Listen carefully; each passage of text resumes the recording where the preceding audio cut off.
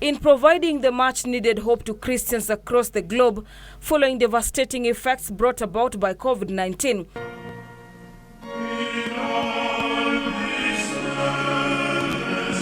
Pope Francis broke centuries of tradition and live-streamed Easter Sunday Mass to allow the world's 1.3 billion Catholics celebrate their holiest day amid coronavirus lockdown.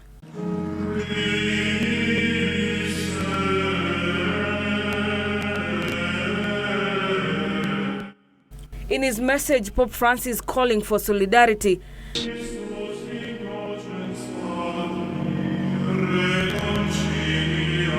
Across the world to step up the fight against coronavirus.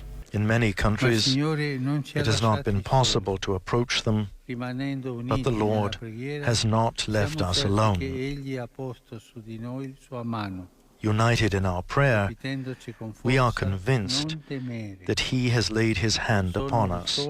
Pope Francis urging the nations to resist tendencies of selfishness and divisions if the world is to overcome COVID-19. I encourage political leaders to work actively for the common good, to provide the means and resources needed to enable everyone to lead a dignified life, and when circumstances allow, to assist them in resuming their normal daily activities. The Pope's virtual prayers were transmitted from an almost empty St. Peter's Basilica before a handful token of faithful, sitting one per pew amid the coronavirus pandemic.